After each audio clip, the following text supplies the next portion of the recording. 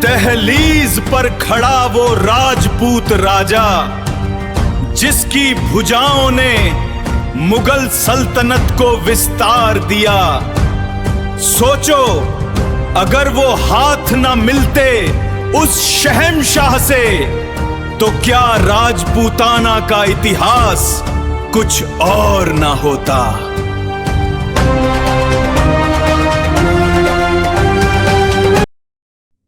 घर का भेदी लंका ढाए, ये कहावत तो आपने कई बार सुनी होगी, लेकिन राजस्थान के इतिहास में एक ऐसा राजपूत भी हुआ जिस पर आज तक लोग यही कहावत बोलते हैं। एक ऐसा योद्धा जिसकी बहादुरी पर दुश्मन भी गर्व करते थे, लेकिन उसने अपनी तलवार मुगलों की तरफ से अपने ही राजपूत भाइयों पर उठाई। राजा मानसिंह प्रथम। कहा जाता है, अगर इस एक राजा ने अकबर का साथ ना दिया होता तो शायद मुगलों के लिए राजपूताना में अपनी जड़ें जमाना इतना आसान कभी नहीं होता। लेकिन आखिर ऐसा क्या हुआ था कि एक राजपूत राजा मुगलों का सबसे बड़ा सेनापति बन गया। कहानी शुरू होती है आमेर से। कछवाहा राजवंश में जन्मे मानसिंह बचपन से ही युद्ध कला में निपुण थे। घुड़सवारी, तलवारबाजी और युद्ध नीति में उनका कोई मुकाबला नहीं था। उसी समय भारत में एक नया साम्राज्य तेजी से फैल रहा था, मुगल साम्राज्य, और उसका सबसे शक्तिशाली शासक था अकबर। अकबर सिर्फ तलवार से नहीं, राजनीति से भी राज्यों को जीतना जानता था। कई राजपूत राजाओं ने उसके सामने झुकने से इनकार कर दिया, लेकिन आमेर ने युद्ध की जगह समझौते का रास्ता चुना। यही से शुरुआत हुई जिसने पूरे राजस्थान का इतिहास बदल दिया। धीरे धीरे मानसिंह अकबर का सबसे भरोसेमंद सेनापति बन गया। अकबर उसे इस कदर मानता था कि उसने कई बड़ी मुगल सेनाओं की कमान मानसिंह को सौंप दी। मानसिंह ने अफगानिस्तान, बंगाल, बिहार और उड़ीसा तक युद्ध लड़े।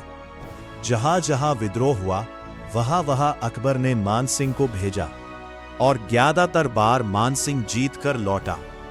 उसकी वीरता का अंदाजा इसी बात से लगाया जा सकता है कि मुगल दरबार में उसकी गिनती सबसे शक्तिशाली राजाओं में होती थी। लेकिन इतिहास का सबसे बड़ा विवाद तब शुरू हुआ जब बात मेवाड़ की आई। मेवाड़ राजपूती आन बान और स्वाभिमान का प्रतीक, और उसके शासक थे महाराणा प्रताप। महाराणा प्रताप ने साफ कह दिया था, वो किसी भी कीमत पर अकबर की अधीनता स्वीकार नहीं करेंगे। अकबर ने कई बार संधि की कोशिश की, लेकिन प्रताप नहीं झुके। फिर आया साल 1576 और शुरू हुआ इतिहास का सबसे प्रसिद्ध युद्ध, बैटल ऑफ हल्दी घाटी। इस युद्ध की सबसे चौंकाने वाली बात यह थी कि दोनों तरफ राजपूत थे। एक तरफ थे महाराणा प्रताप, जो अपनी मातृभूमि और स्वतंत्रता के लिए लड़ रहे थे, और दूसरी तरफ जिसकी सेना का नेतृत्व कर रहा था राजा मानसिंह, यानी राजपूत बनाम राजपूत, भाई बनाम भाई। हल्दी घाटी की धरती खून से लाल हो उठी। तलवारों की टक्कर से मैदान गूंज उठा। महाराणा प्रताप का घोड़ा चेतक घायल होने के बाद भी अपने स्वामी को बचाकर ले गया। युद्ध में मेवाड़ और भारी नुकसान हुआ, लेकिन सबसे बड़ी बात यह रही कि महाराणा प्रताप पकड़े नहीं गए। अकबर चाहता था कि प्रताप उसके सामने झुक जाए, लेकिन प्रताप ने जंगलों में रहना स्वीकार किया, भूखे रहना स्वीकार किया, लेकिन गुलामी स्वीकार नहीं की। दूसरी तरफ मानसिंह लगातार मुगलों की ताकत बढ़ाता गया। उसने कई युद्ध जीतकर मुगल साम्राज्य को और मजबूत कर दिया। इसीलिए महाराणा प्रताप के साथ राजा मानसिंह का नाम भी जरूर लिया जाता है। एक को लोग स्वाभिमान का प्रतीक मानते हैं और दूसरे को राजनीति का।